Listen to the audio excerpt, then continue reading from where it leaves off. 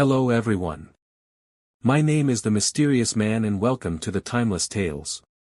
753 BC on the Tiber River, now located in central Italy. The journey began about 15 miles, 24 kilometers. Ancient Rome was founded in 753 BC by brothers Romulus and Remus. After the escalating conflict, Romulus assassinated Remus, became king and named Rome after himself.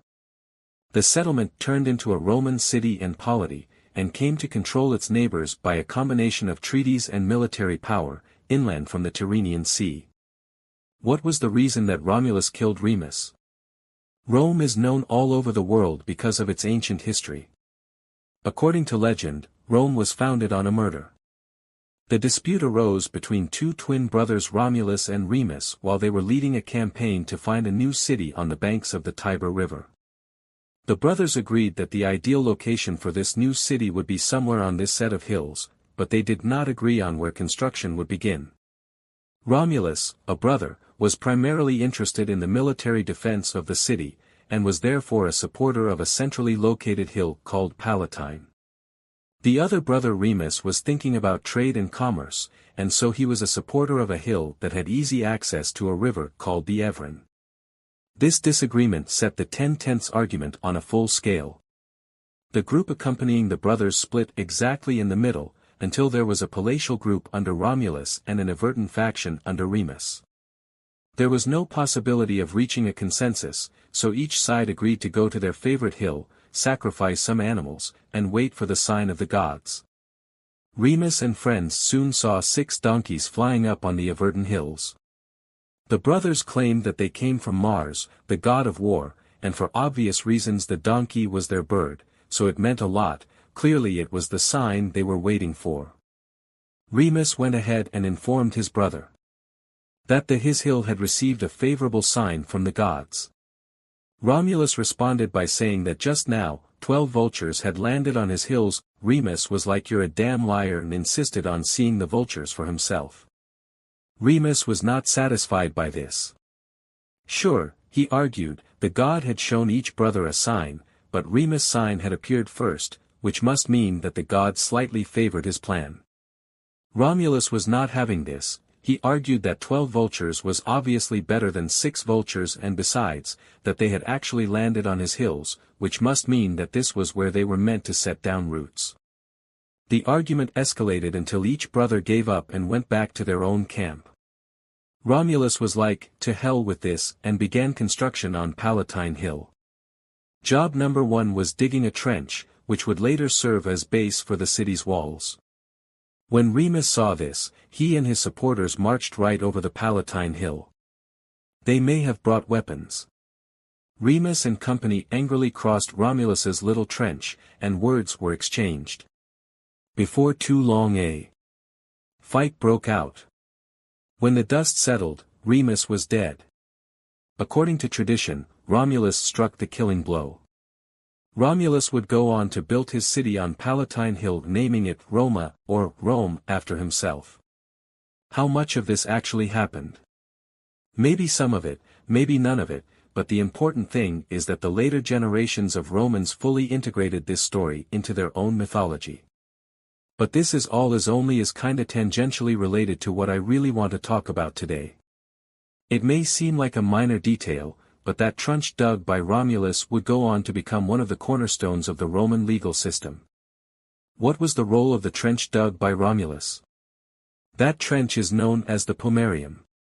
The Latin word of city is urb or urbis, which itself is an offspring of orbis, meaning circle. So, why was the word city related to the word circle? In a legal sense, anything inside of a city's pomerium was the actual city, and anything outside of pomerium was something else. To be clear, most cities on the Italian peninsula would have had something resembling a pomerium, but for obvious reasons Rome's was the most important by far. Over the centuries, Rome grew beyond the Palatine Hill and would go on to occupy all 7 hills of Rome and some. A few early rulers tried to accommodate this by expanding the pomerium, but it was impossible to keep up with the city's growth. Eventually, reality set in and people just accepted that in a legal sense, Rome's city limits were somewhere in the middle of a much larger unofficial city. As this happened, the original walls of the Pomerium became less and less important, and over the centuries they gradually faded away. The Pomerium eventually came to look like an open gap between the buildings with some ceremonial stone pillars to mark its place, more or less an invisible line, well known to the locals, easy for the untrained eye to miss. Entering the Pomerium was a highly ritualized experience, all tied up in the law and in Romans' religion belief.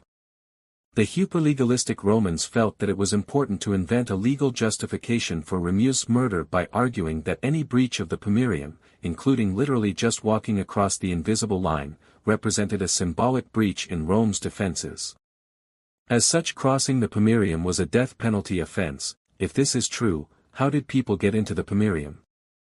If you want to get super technical, the Pomerium stopped and then started again at a series of designated gates. According to Roman religious thinking, these specific gates were extremely important since they had been sanctioned by the god way back in the time of Romulus.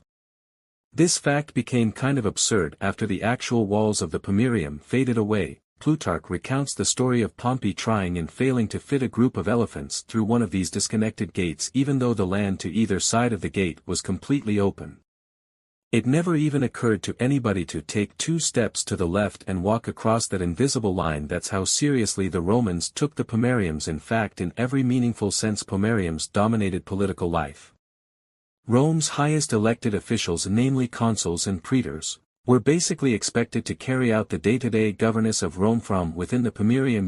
Legislation, administration, court cases, religious rites, all that exciting stuff here. Just as you would expect, elected officials were constrained by the laws of Rome just like any other citizen. However, when consuls or praetors left the Pomerium, they were technically considered on military campaign and such will get absolute power over life. Therefore, you can think of the Pomerium as the invisible line that separated the military world from the civic world. This role switching the Rome elected officials was embodied in the behavior of their lictors, which were group of 6 or 2 bodyguard. Death followed consuls and praetors around for the duration of their term inside the Pomerium. The lictors carried a ceremonial bundle of sticks. Once they left the Pomerium, they added an axe to the mix, which advertised to the world the consul or praetor's expanding powers. In fact, there was probably an elaborate religious ceremony each time an elected official crossed Pomerium, but the detail of this are a lots to us. You would think that this whole thing would lead to an abuse of the power, but it really did not. The Senate was usually within the Pomerium, most government buildings were within the Pomerium, and the most rich people lived and worked in Pomerium. Plus, any decision was subject to court challenge once they were out of office. In this context, the power available to consuls and the praetors outside the Pomerium was pretty useful during a crisis, but didn't factor into normal domestic politics very much. All these matters were important parts of Rome's legal and religious life and deeply impacted its political life as well. I hope you liked the video. I will come up with another exciting video soon, so stay tuned.